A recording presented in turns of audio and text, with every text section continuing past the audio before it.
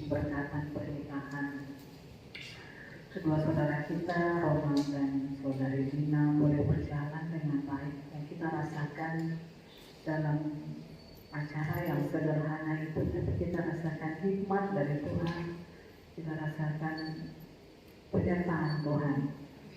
Sepanjang hari saya perhatikan tidak turun hujan, tapi seperti yang kita mohon, Tuhan beri cuaca yang bersahabat. Dan saya sangat bersyukur, berterima kasih bahwa semua itu boleh terjadi dengan baik. Kita sudah mendoakan rencana pernikahan ini sejak lama ya, karena berkali-kali mengalami penyesuaian tanggal. Bahkan kalau saya tidak salah dari awal tahun kita sudah mendoakan rencana ini, sehingga akhirnya terjadilah, dan itu semua karena kemurahan Tuhan. Kita doakan pasangan baru ini agar mereka boleh membina rumah tangga, membangun rumah tangganya seperti yang difirmankan Tuhan kemarin dengan berlandaskan firman Allah. Saudara yang dikasih oleh Tuhan, ada juga rencana kita untuk karena kemarin minggu lalu saya mendengar dari Pak Bagus kalau ibadah sekolah minggu itu diselenggarakan bersama dengan ibadah kita. Nah, kalau Tuhan berkenan, kita akan mengadakan kelas nursery, bukan sekolah minggu, kelas nursery khusus untuk anak-anak yang balita barangkali atau balita. Itu nanti ketika kita selesai puji-pujian, kita akan persiapkan dulu kelasnya ya. Ada di atas, dari sini kita naik bangsana. Jadi kita perlu pasang dulu AC, kita perlu lagi taruh peredam suara di sana. Kita mungkin bikin segala sesuatu sehingga itu boleh menjadi tempat ibadah anak-anak, ibadah nursery yang baik. Jadi Kak Nani tolong tanyakan kepada Ibu Bagus untuk, karena beliau adalah guru sekolah minggu, gimana sih kira-kira, karena kita nggak pernah pengalaman ya sekolah minggu kita terpisah dengan gereja, karena kita agak-agak mirip seperti gereja Baptis dan gereja Advent, ada kelas khusus. Jadi kita mungkin kalau bisa kita mulai dari bulan Agustus, karena kita perlu persiapan ya saudara, dan kita perlu bawa ini dalam doa. Bagaimana bentuk formatnya, kumpulkan itu dalam doa supaya itu jadi kepujian bagi nama Tuhan. Nah, mungkin ibu-ibu yang membawa anak-anaknya bisa ke sana dan ya, bagaimana nanti kita bicarakan lebih dalam lagi. Oleh sebab itu saya minta tolong kepada karena sudah cukup lama dari tahun lalu saya minta agar kelas Samuel itu diganti listriknya jadi token ya, mumpung alamatnya beda kita bisa pasang token listrik di sana ya, kita mungkin bisa pasang berapa 3.300 barangkali Afif bisa tolong cari tahu. Saya agak juli ya, atau siapa yang tahu tolong bagaimana cara memasang, karena Menteri segala urusan, kalau di Indonesia ini ada Menteri Luhut di Panjaitan, kalau di sini ada Stefani Menteri segala urusan, dan kayaknya dia sudah terlalu banyak urusannya sehingga apa yang saya minta dari tahun lalu belum ada kabar. Jadi kita kalau bisa segera memasang sehingga listrik dari kelas Samuel itu bisa dibagi untuk ruang sini dan ruang belakang sini ya. Jadi gereja kita hanya gereja ini, dan di sana khusus untuk ya tokennya di sana ya saudara. Bawa dalam doa, karena lagi-lagi ini semua membutuhkan pemikiran dan keputusan yang benar sesuai dengan kehendak Tuhan. Mari kita buka firman Tuhan. Firman Tuhan ini adalah lanjutan dari apa yang saya sampaikan dalam ibadah tengah minggu kemarin. Ya. Ibadah tengah minggu kemarin judulnya ibadah yang berkenan kepada Tuhan. Sekarang adalah korban persembahan yang berkenan kepada Tuhan. Terambil dari Ulangan 12 ayat 10 sampai 11. Kalau sudah kita bangkit berdiri,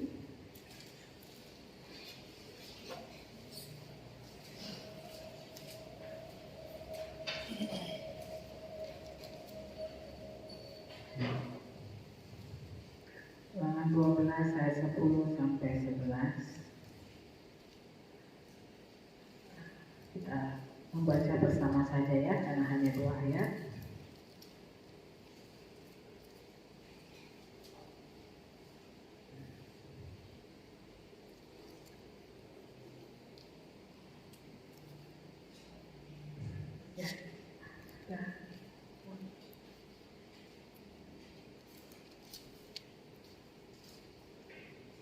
Kita berdiri kembali, ya sama-sama kita membaca.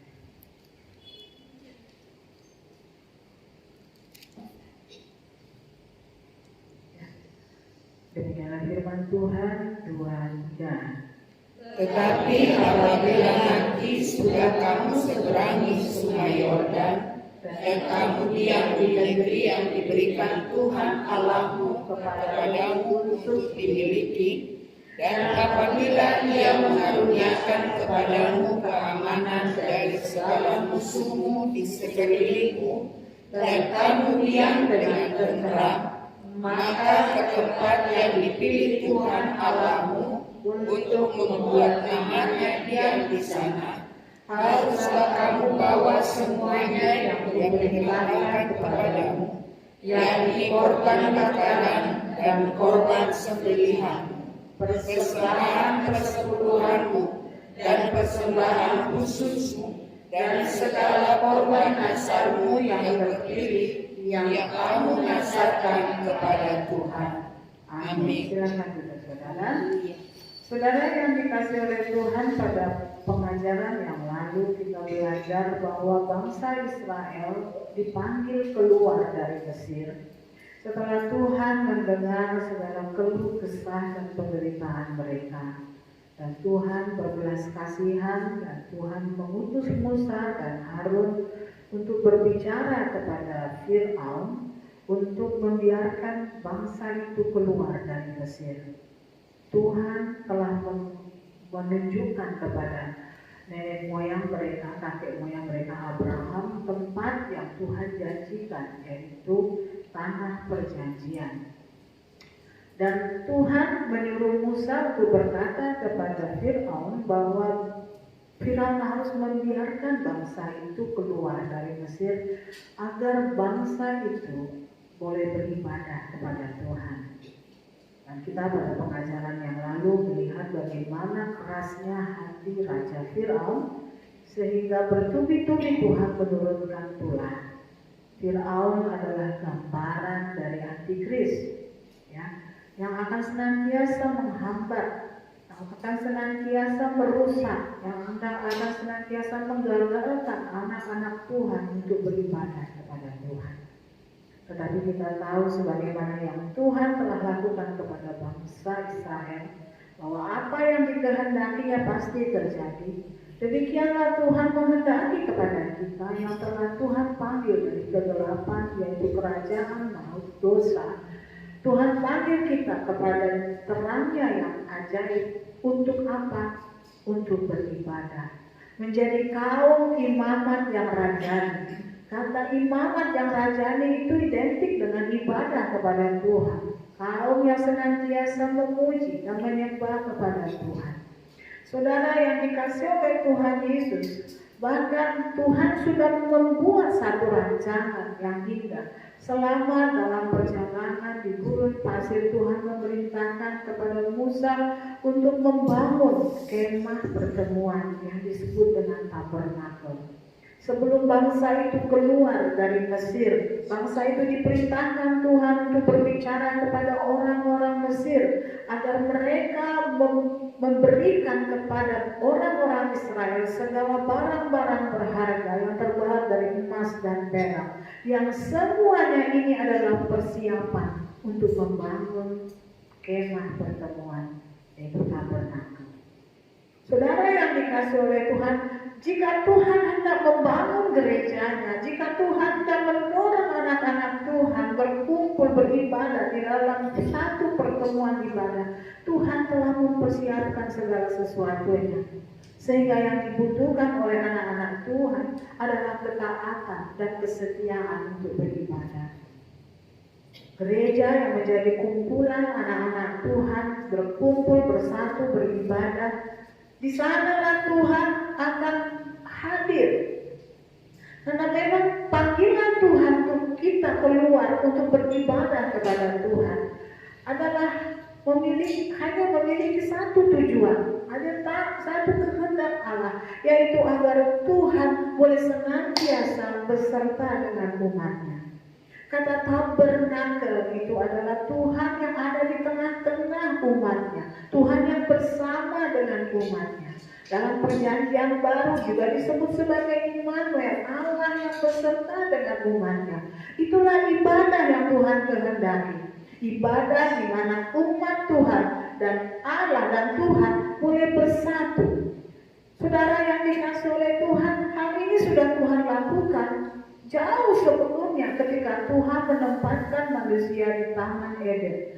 Taman Eden adalah tempat di mana Tuhan dan manusia boleh senantiasa bertemu muka dengan muka, berbicara satu dengan yang lain. Dan itulah yang Tuhan lakukan terhadap kepada bangsa Israel.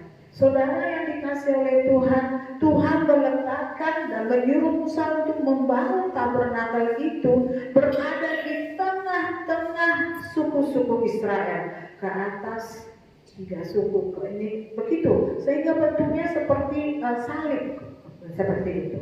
Ya, di sini suku ini, di sini suku ini, saudara baca sendiri. Tapi tetap tabernakel itu ada di tengah-tengah bangsa Israel.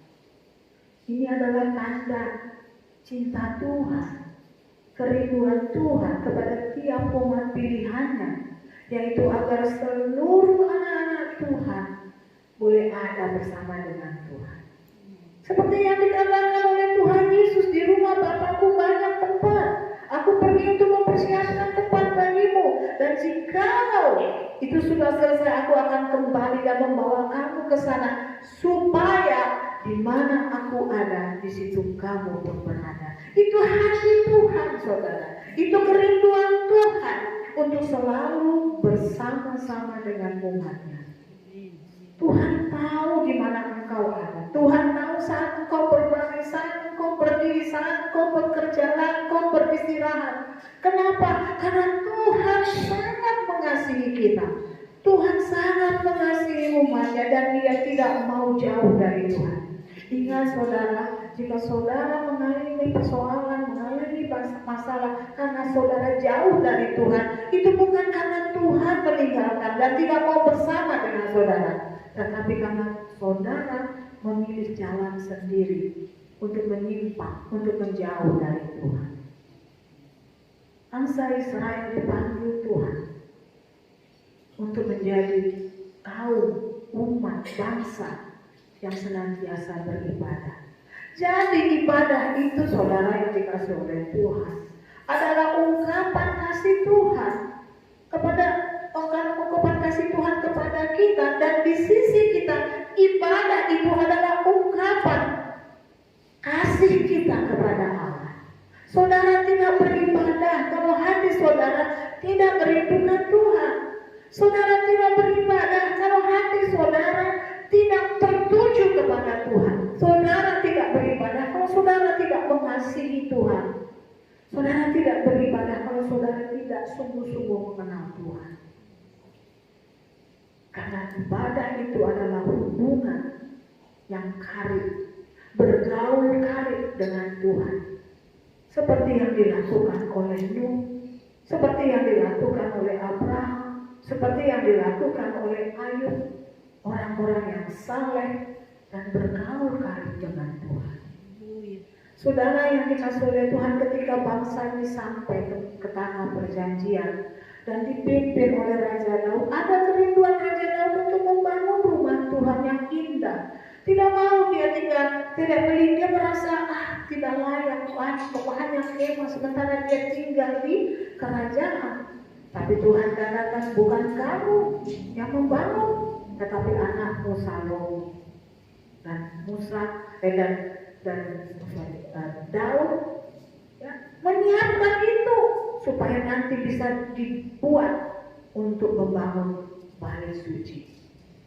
Dan ketika bait suci itu selesai, dengar apa kata Tuhan tentang bait suci itu.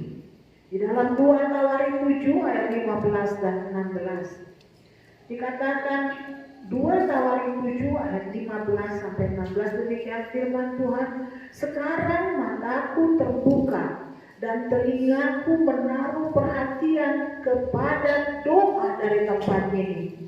Sekarang telah kupilih dan kukuduskan rumah ini supaya namaku tinggal di situ selama-lamanya. Maka mataku dan hatiku akan ada di situ sepanjang masa. Ini janji Tuhan. Dan itulah yang selalu kumohonkan. Yang kita mohonkan kepada Tuhan. Tuhan, biarlah gereja yang sederhana ini boleh menjadi tempat di mana matamu senantiasa terbuka dan telingamu senantiasa menaruh perhatian akan setiap doa anak-anak Tuhan yang dinaikkan dari tempat ini. Saudara pernah dalam beberapa tahun yang lalu ya Tuhan, saudara, di mana gereja ini boleh terbuka setiap hari, ya, dari pagi-pagi betul pada masa itu masih tinggal Bapak Pasar Ibu almarhum untuk menjaga rumah ibadah ini. Selalu aja ada orang yang datang ke rumah ke gereja. Ya, pagi-pagi sebelum dia bekerja ada seorang bapak yang mengendarai sepeda. Ya, saya tidak tahu, kalau saya tidak salah dia sudah pindah ke tempat yang jauh. Dia sebelum pergi ke gereja dia akan pergi ke kerja, dia akan datang ke sini dan dia berdoa dulu di tempat ini. Siang-siang selalu ada saja orang yang datang dan berdoa. Ada yang hanya duduk di sana dan berdoa diam, ada yang berlutut di sini berdoa. Siapa saja boleh datang untuk berdoa di tempat ini. Karena apa? Karena tempat ini senantiasa kita mohonkan untuk menjadi tempat di mana Tuhan menaruh matanya terbuka dari tempat ini dan mendengar setiap seru doa permohonan dari tempat ini. Kalau saudara datang ke rumah Tuhan untuk beribadah, saudara harus berdoa. Kenapa? Karena ini kesempatan. Tuhan mau mendengar, Tuhan melihat hatimu dan mendengar doamu. Saudara harus meminta, saudara harus memohon, dan saudara akan mengalami pertolongan Tuhan, jawaban Tuhan atas segala doa-doa. Itu sebabnya pada masa-masa dulu, saudara, kalau ada orang dibuka ruang kesaksian, orang bertubi-tubi bersaksi, Tuhan sudah mendengar doa saya, Tuhan sudah menolong saya, Tuhan mengabulkan doa saya. Berkali-kali banyak orang bersaksi di tempat ini. Tapi sekarang kita tidak buka ruang kesaksian, saudara. Mungkin satu saat kita akan ini. Tapi orang bersuka cita, kenapa? Karena mereka dikabulkan doanya. Saudara yang dikasih oleh Tuhan, lihat ayat 16. Sekarang telah kupilih dan kukuduskan rumah ini, supaya namaku tinggal di situ untuk selama-lamanya. Maka mataku dan hatiku akan ada di situ sepanjang masa. Ayat ini, saudara, senantiasa saya imani akan terjadi juga di gereja ini, saudara. Itu sebabnya kalau dulu anak-anak main-main, wah teriak-teriak pasti akan. Kenapa? Karena itu melanggar kekudusan Tuhan. Tuhan hadir di sini seperti tadi kita bernyanyi Tuhan hadir di bait sucinya. Kita percaya Tuhan hadir di tengah-tengah kita. Oleh sebab itu jangan sembarangan. Kalau kita main musik, kalau main semua peralatan ini adalah kudus. Kita doakan Tuhan kuduskan untuk menjadi penunjang pekerjaan Tuhan. Jangan main-main. Kalau zaman dulu tuh saya bilang zaman jahiliyah, kalau anak-anak muda kumpul dikasih kesempatan tak mau latihan dia, hilang AC. Aduh, datang sekelompok orang, ini AC-nya mau dibawa ya, ya aja anak-anak itu. Saya nggak marah loh, cuma keki. Gimana ya kalau marah saya takut, ya gitulah. Bercanda, pernah patah gitar, nggak ngaku lagi. Kenapa ini bilang?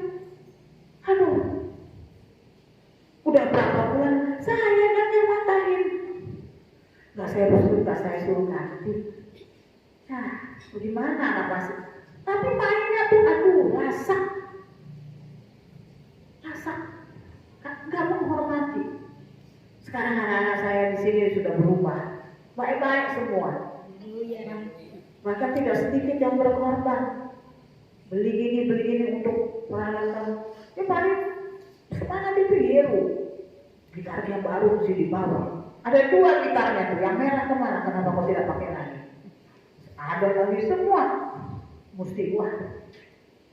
Dia mau bawa itu untuk pekerjaan Tuhan. Sudah berubah. Dan saya percaya Tuhan akan berkati kalian. Kalau kalian mau sungguh-sungguh melayani Tuhan. Di tempat ini. Jadikan tempat ini tempat di mana saudara tidak bertemu dengan manusia saja, tapi bertemu dengan Tuhan.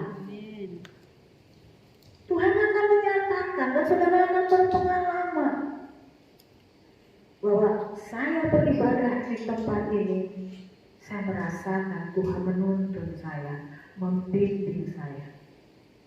Ajaran akan jalan-jalan yang harus ditempuhnya.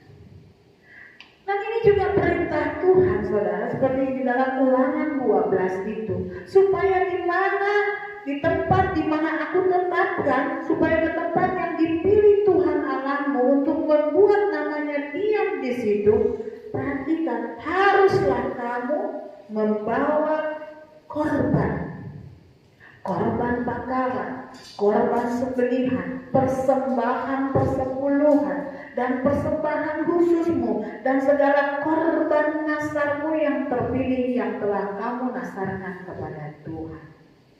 Bagian lain di firman Tuhan katakan, kalau kau datang beribadah, kalau kau datang ke rumah Tuhan, jangan dengan tangan hampa, harus membawa sesuatu untuk dipersembahkan kepada Tuhan. Sapi, kambing, domba, saya rasa itu sudah tidak bisa lagi. Ya. Tetapi harus mau memberi persembahan, saudara. Korban, katakan korban bakaran, korban sembelihan itu adalah bagian dari 5 korban yang diperintahkan Tuhan. Ya. Kalau korban kalau korban bakaran itu harus dibakar setiap pagi, ada korban bakaran di rumah Tuhan yang dipersembahkan oleh umat Tuhan. Kesana Tuhan memerintahkan agar dipersembahkan korban bakaran. Korban bakaran itu ada bagian-bagian yang dibakar di luar, ada bagian, tapi semuanya dibakar. Ya. Itu merupakan korban keselamatan. Lambang di mana kita mau mati bersama Yesus. Karena korban sesungguhnya itu adalah Tuhan Yesus. Dan kita menjadi sama dengan Tuhan dengan mengorbankan hidup kita. Tubuh kita menjadi persembahan yang hidup, yang kudus dan berkenan kepada Tuhan. Apakah engkau sudah menjadi persembahan yang hidup?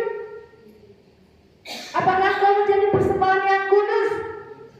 Menjadi persembahan yang berkenan kepada Tuhan. Itulah korban yang menyenangkan hati Tuhan. Jika kehidupanmu adalah kehidupan yang kudus, yang hidup, bukan yang mati, yang tidak mengerjakan pekerjaan orang mati, dan yang berkenan kepada Tuhan. Itu ibadahmu yang sejati. Korban sembelihan itu juga dan itu adalah lambang dari Tuhan Yesus. Cuma bedanya kalau korban bakaran itu dibakar habis, korban sembelihan ada yang dimakan. Ya, dalam satu kali Yakub juga pernah mempersembahkan itu. Ya, dia mengadakan korban sembelihan ketika akan masuk bertemu dengan ketika ini, dan korban sembelihan itu dimakan bersama-sama. Ya. Itu adalah jamuan yang Tuhan berikan kepada kita. Harus ada berkat yang mengalir dalam rumah Tuhan.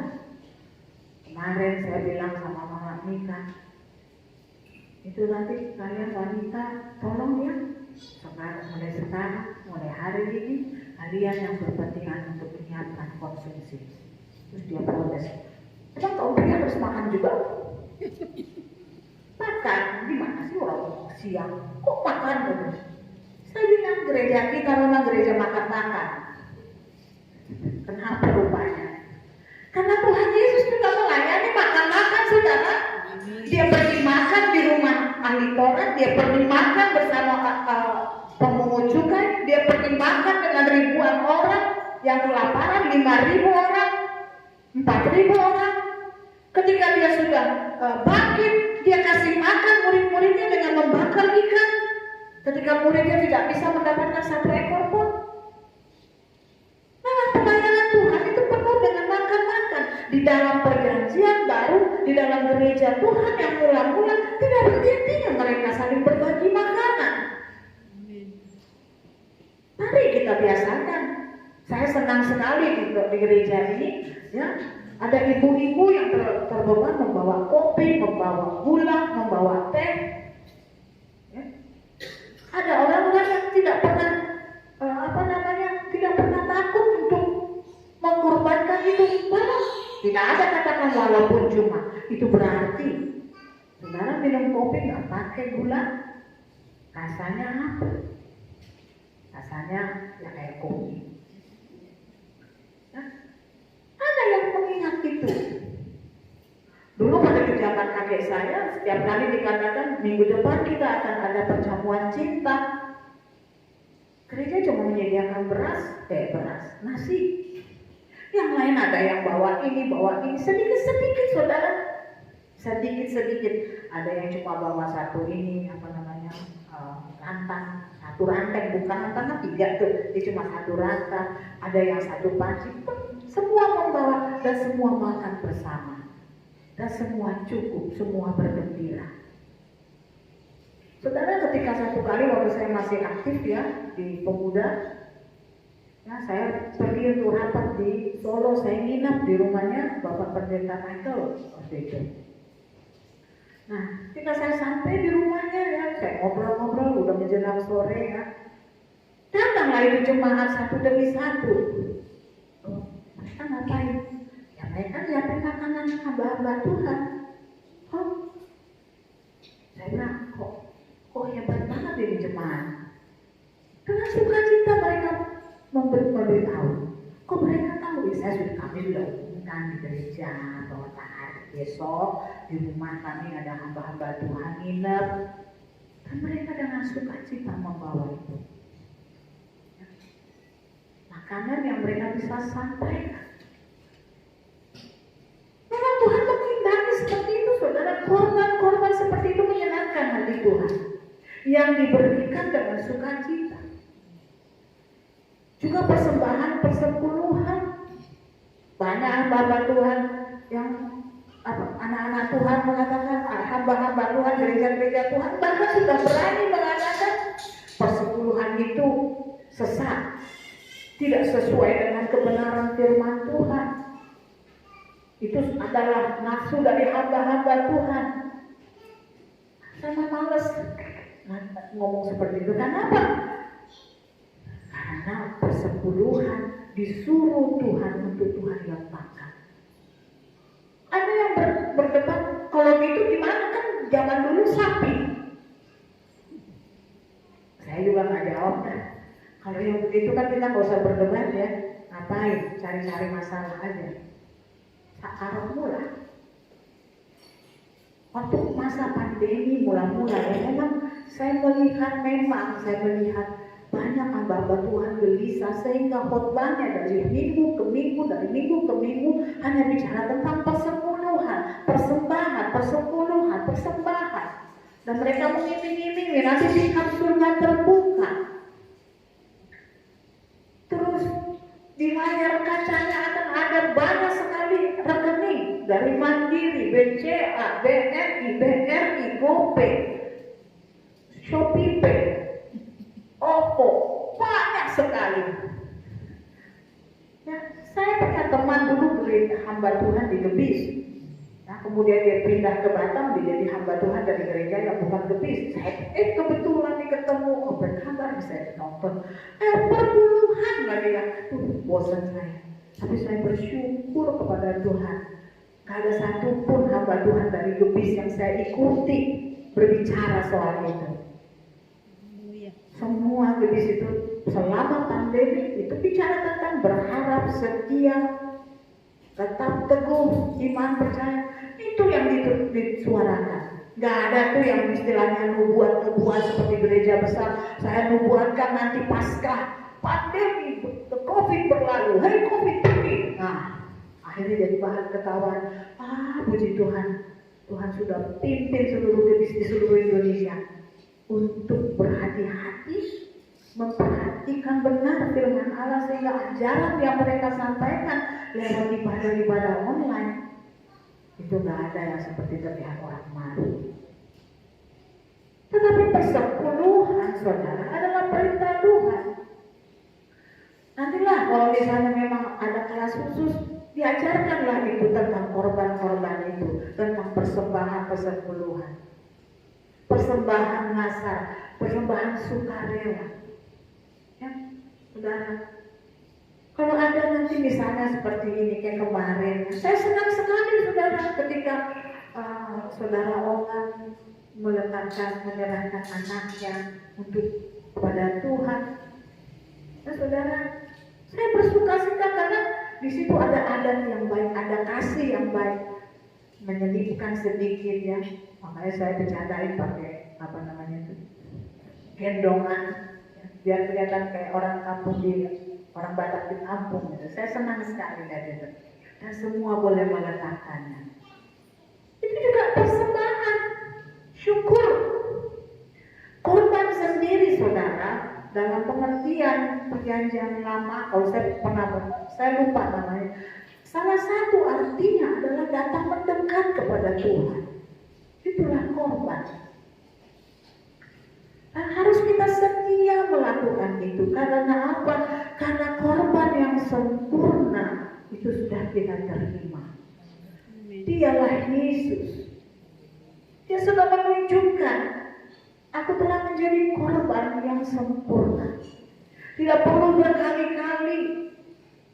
Tidak perlu berkali-kali memotong hewan-hewan korban. Karena korban-korban itu hanya sebagai contoh, sebagai lambang. Dan tidak seperti itu. Karena kalau kamu sehat itu apa namanya, sapi untuk dikorbankan, darahnya tercurah, dosamu belum terhapus. Demikian dikatakan di dalam Ibrani 10 ayat 10 sampai 14. Di situ dikatakan saudara, dan karena kehendaknya inilah kita telah dikuduskan satu kali untuk selama-lamanya oleh persembahan tubuh Yesus Kristus. Selanjutnya setiap imam melakukan tiap-tiap hari pelayanannya dan berulang-ulang mempersembahkan korban yang sama sekali tidak dapat menghapus dosa. Tetapi ia setelah mempersembahkan hanya satu korban saja karena dosa, ia duduk untuk selama-lamanya di sebelah kanan Allah.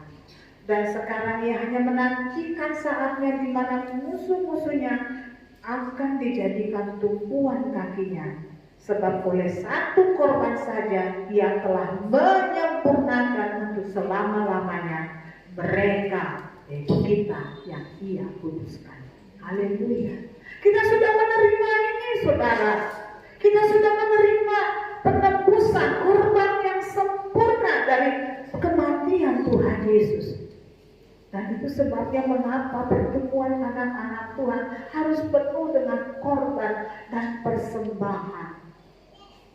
Korban yang menyenangkan hati Tuhan adalah korban yang diletakkan dengan hati.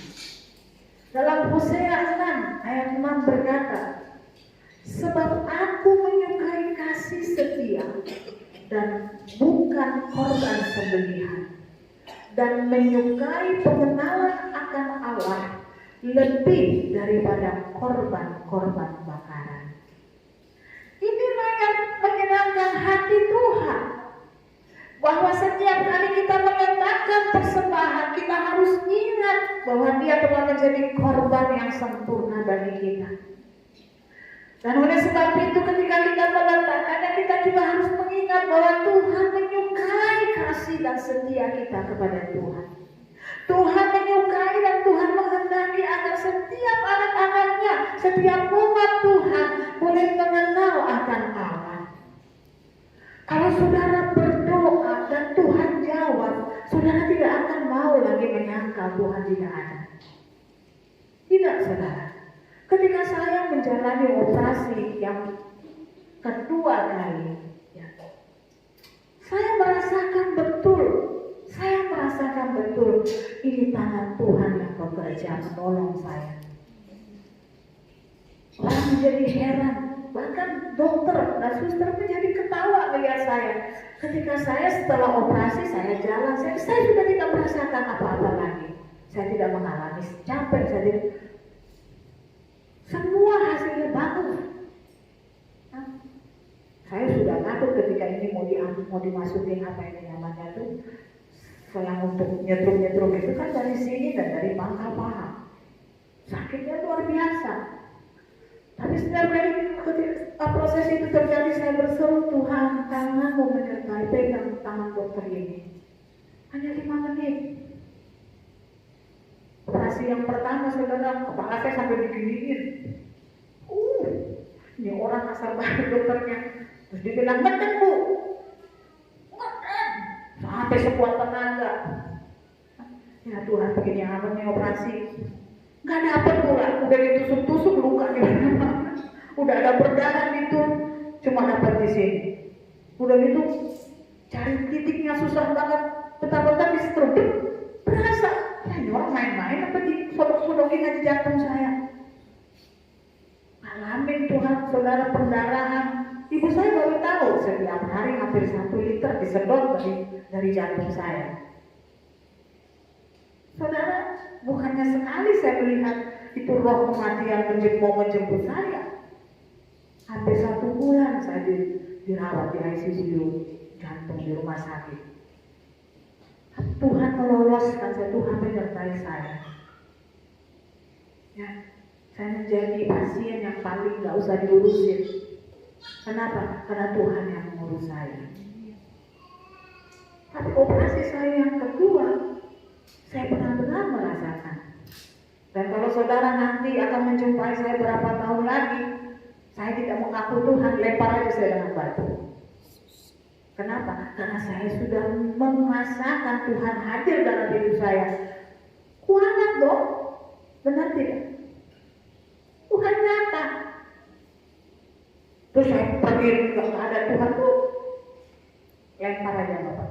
Gak tahu diri loh, jadi gak apa-apa. Karena memang Tuhan hadir, kan? Tuhan nyata. Dan Tuhan juga ingin kita mengenal Dia lewat firman. Ketika Tuhan menyampaikan firman, mengajari kita akan firman, pelajarilah itu dan taatilah itu, dan kau akan merasakan bagaimana firman itu berbadan dalam kehidupanmu. Dan kalau itu semakin nyata dalam hidupmu, saudara tidak punya kesempatan untuk menyangkal Dia tidak ada. Saudara mengenal Tuhan beserta saudara di masa-masa kesusahan saudara, kesulitan saudara, sehingga saudara tetap bertahan dan tidak menyangkal dan meninggalkan.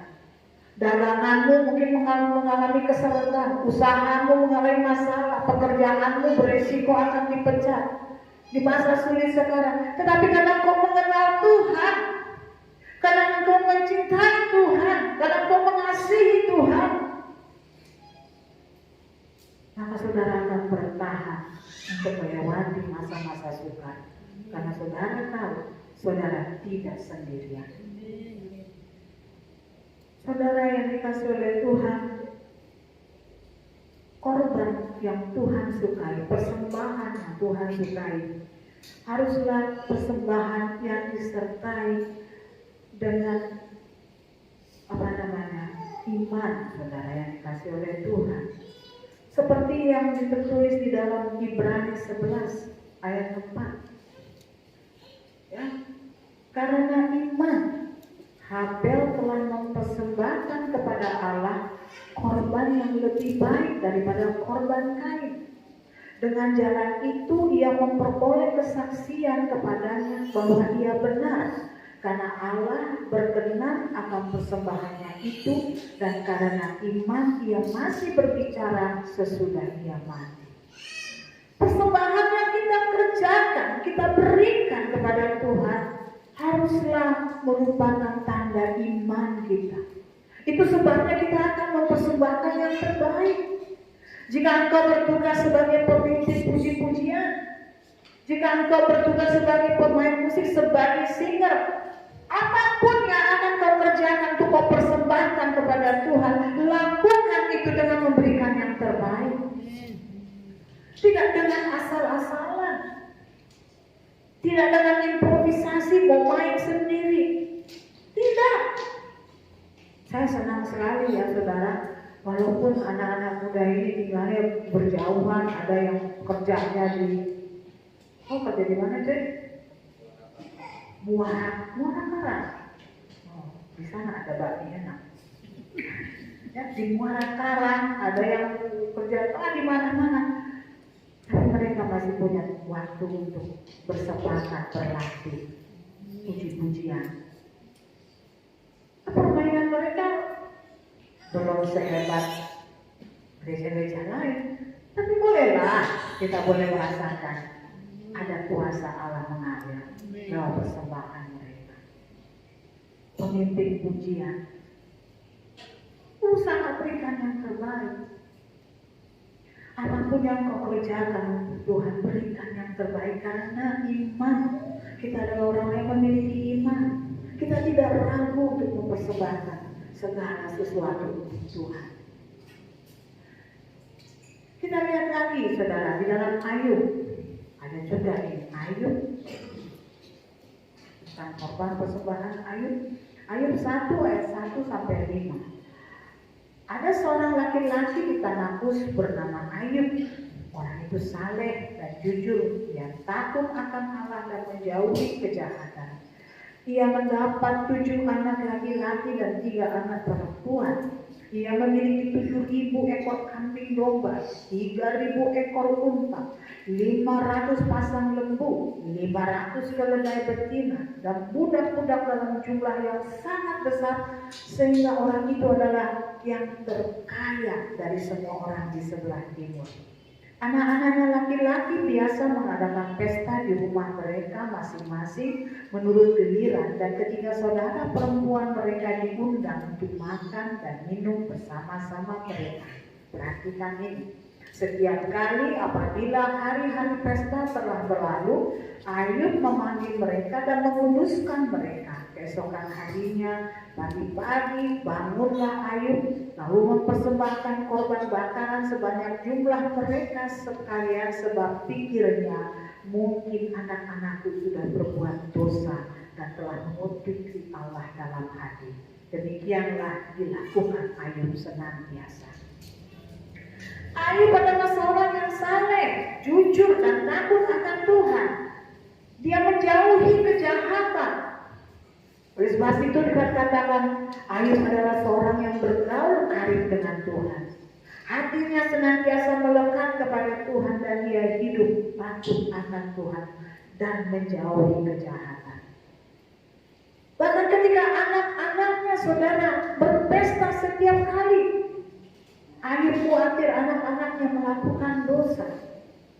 Itu sebabnya setiap kali mereka selesai berpesta, Ayub panggil mereka. Dan saudara yang dikasih oleh Tuhan, Ayub menguduskan mereka. Bagaimana mereka dikuduskan? Dengan doa, dengan nasihat, dengan peringatan. Dan setelah itu dia bakar korban untuk anak-anaknya. Persembahan yang Tuhan perkenankan adalah persembahan orang-orang yang takut akan Tuhan, orang-orang yang menjauhi kejahatan. Waktu kakek saya menjadi gembala sidang di sini, ada seorang menang judi saudara, dan dia letakkan persembahan syukur. Ini Pak Pendeta, apa ini? Hasil menang judi, dan langsung dikembalikan. Jumlahnya sangat banyak saudara, sangat banyak. Ya. Hasil tipu-tipu, hasil dikembalikan. Di gereja ini juga pernah orang taruh itu persembahan persepuluhan, dikembalikan oleh ibu gembala. Karena dia tahu dari mana asal persembahan persepuluhan.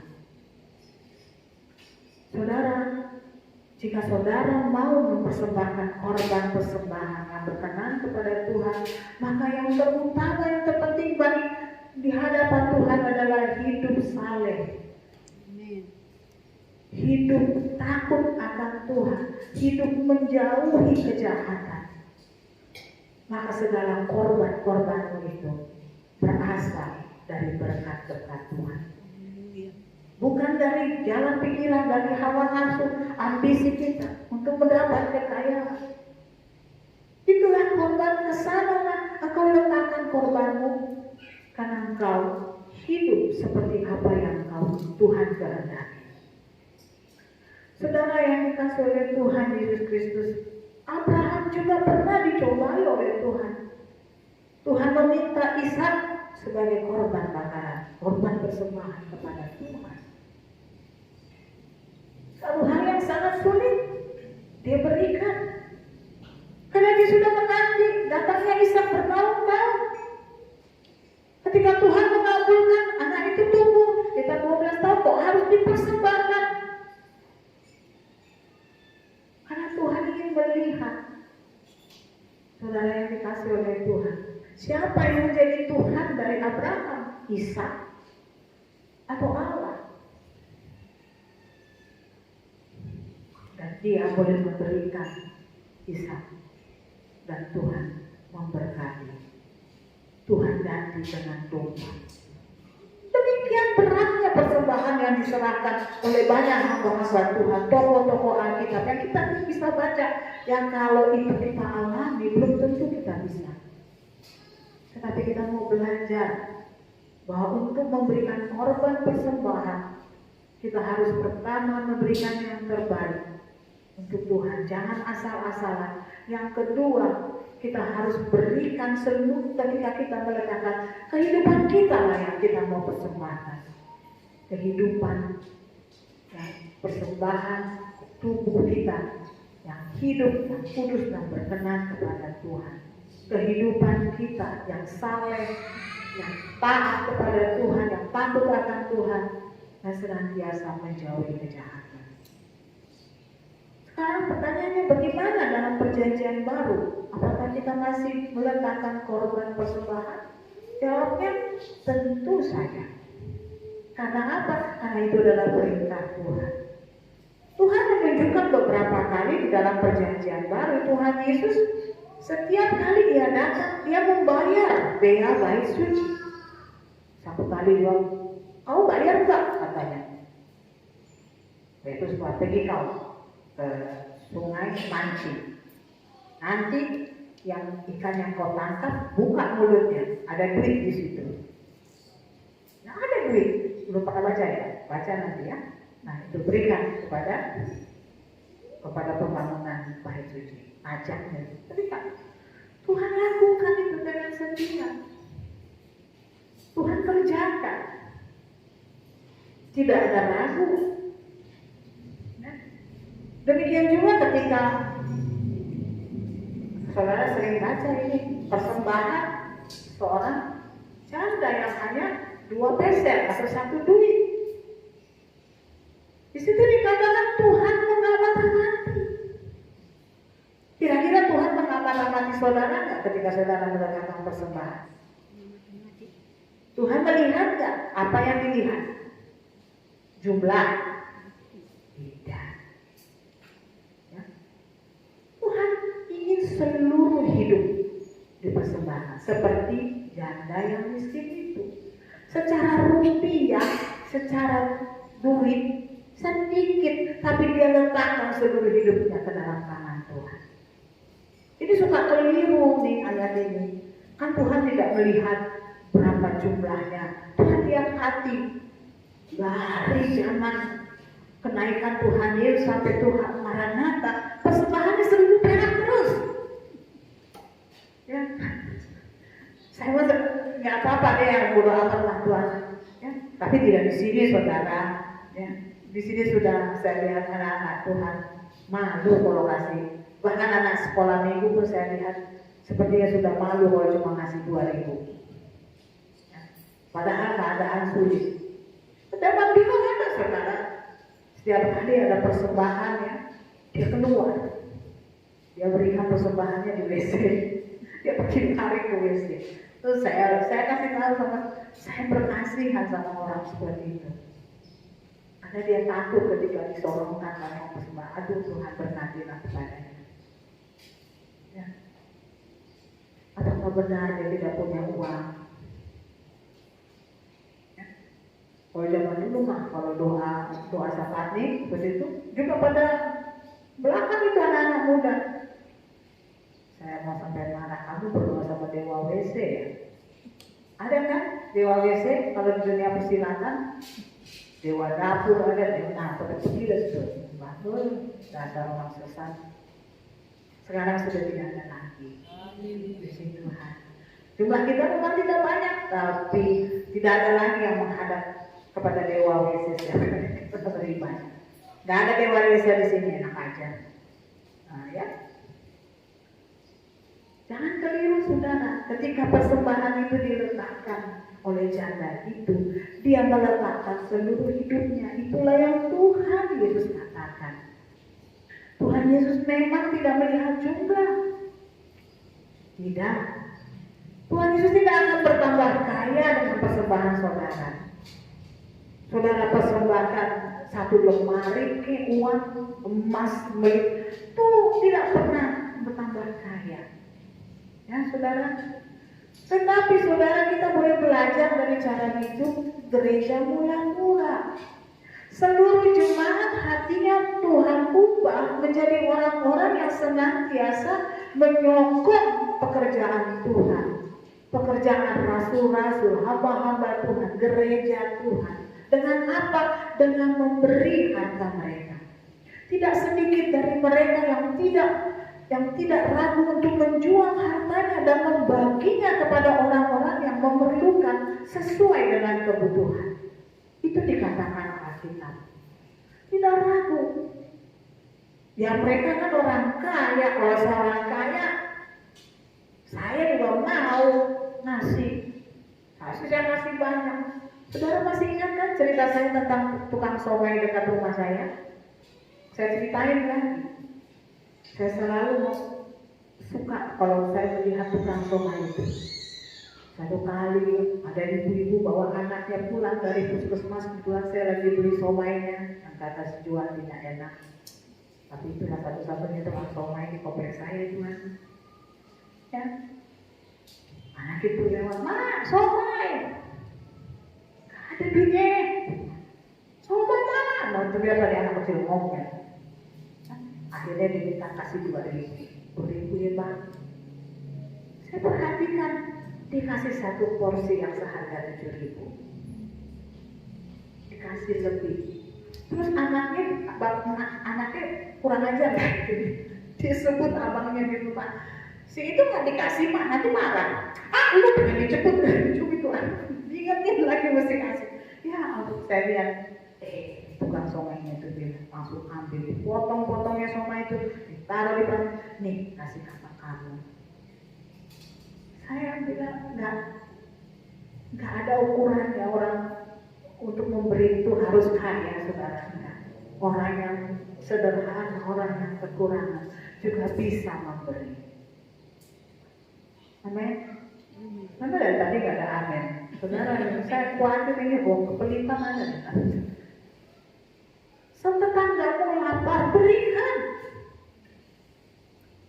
Saya kemarin ada pergi ke rumah saudara saya untuk ada semacam penghiburan karena om saya meninggal.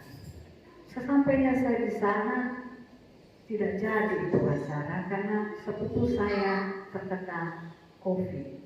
Jadi dia satu keluarga harus isolasi. Ya, kami serahkanlah itu asik yang enak itu buatan Mama Mika. Dan kami tinggalkan. Tapi mereka sudah beli itu kue yang enak, banyak sekali, kecil-kecil gitu, isinya banyak gitu. Terus Kak bawalah ini.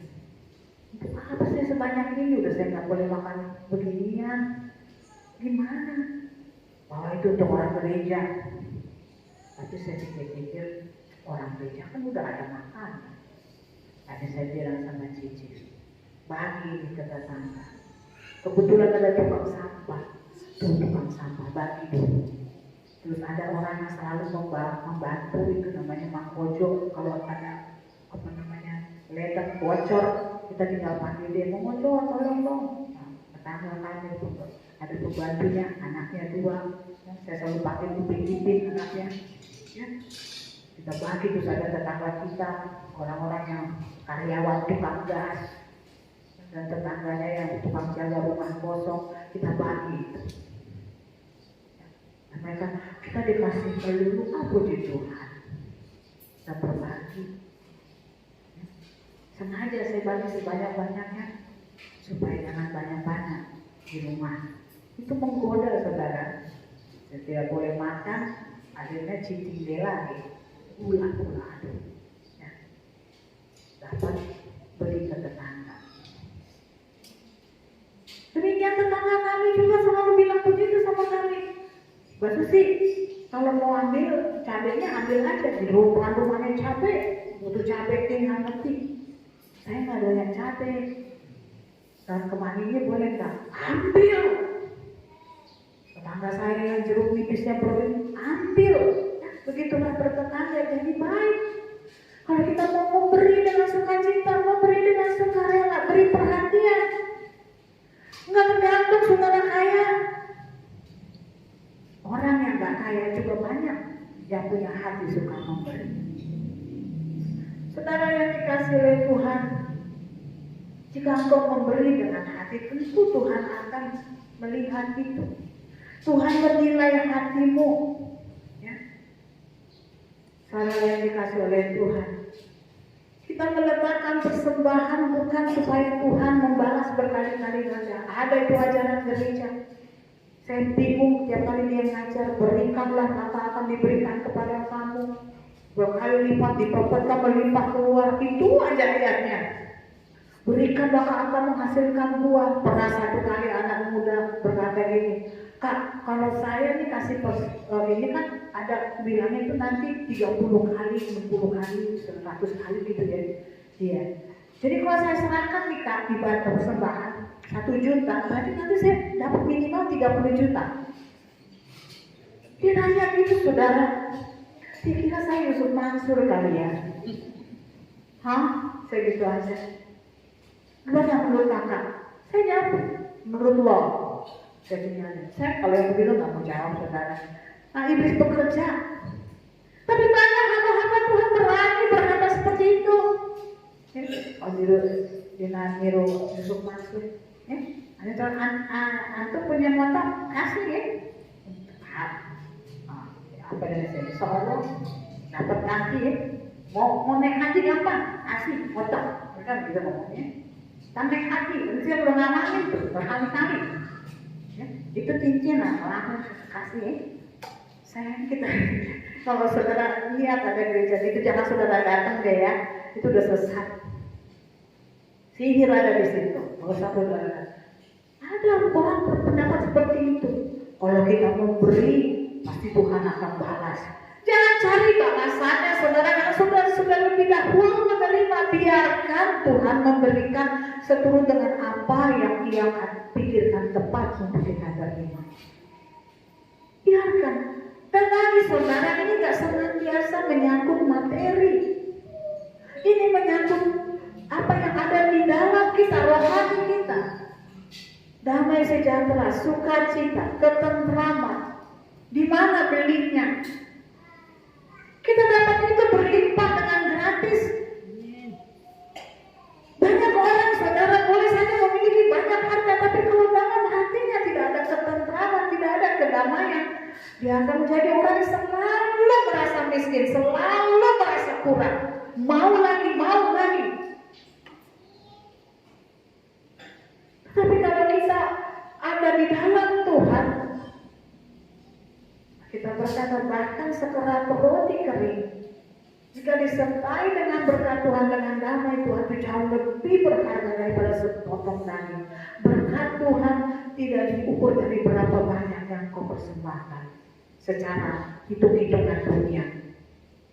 Tapi berkat Tuhan akan melimpah dalam hidupmu jika engkau boleh mempersembahkan seluruh kehidupanmu ke dalam tangan Tuhan.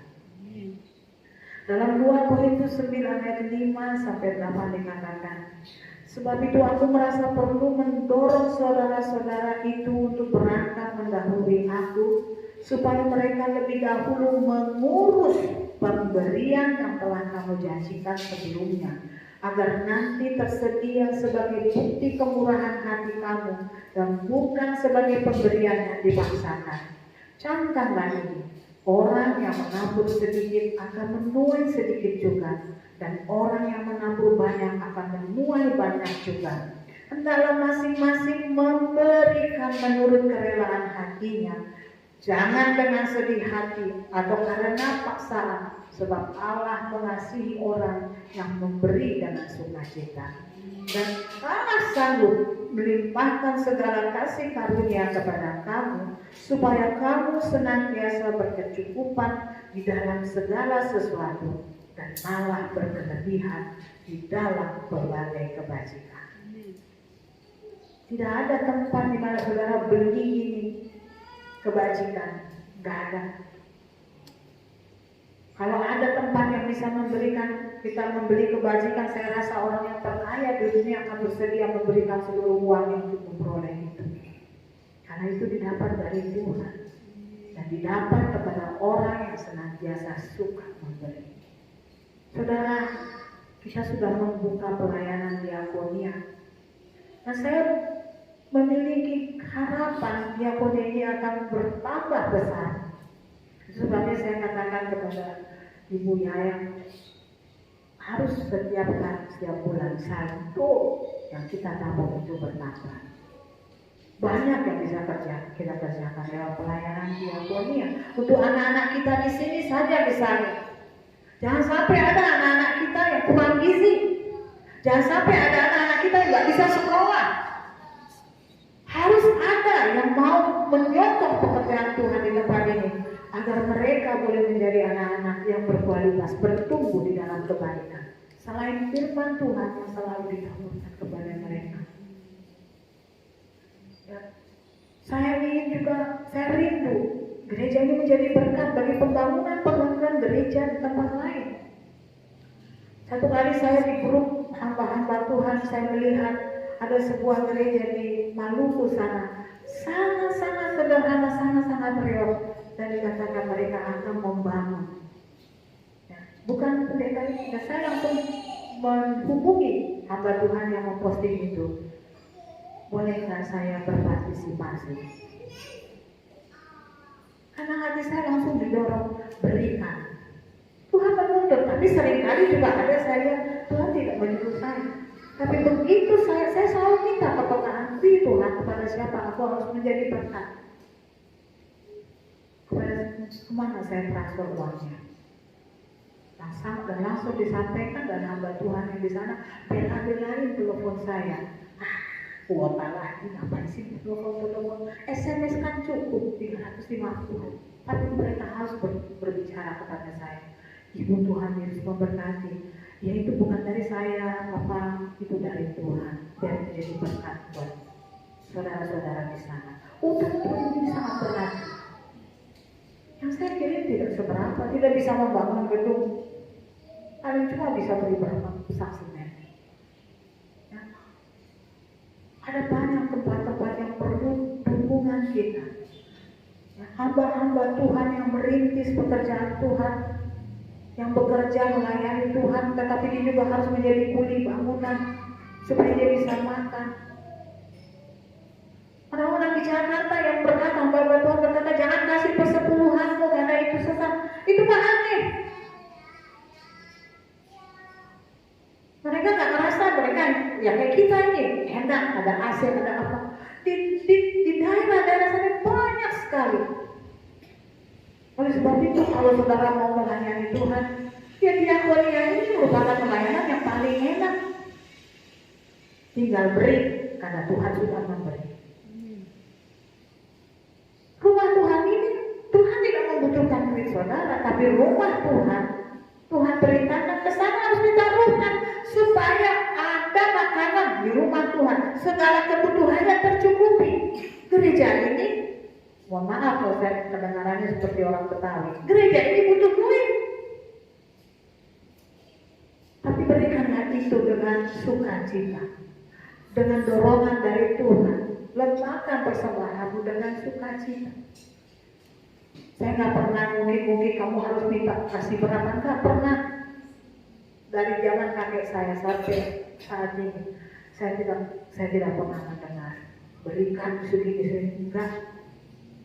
Tapi gereja ini butuh. Jadi saya sudah sampaikan, itu kelas harus dibikin, AC di atas harus diganti, itu kebocoran harus dibetulin, kamar mandi harus dirapihin. Semua tidak bisa dibayar pakai daun saudara, atau pakai duit monopoli, atau duit sembayangan orang Tionghoa yang modal sampai 25, berapa itu bacanya? Nggak bisa pakai duit yang bisa ditukarkan dengan barang.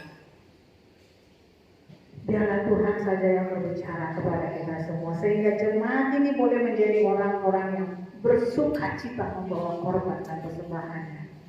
Sekali lagi, tidak soal jumlah, tapi ketaatan, kasih saudara kepada Tuhan, kesetiaan, iman, yang mendorong saudara memberikan dengan sukacita. Tuhan Yesus memberkati. Kita angkat pujian.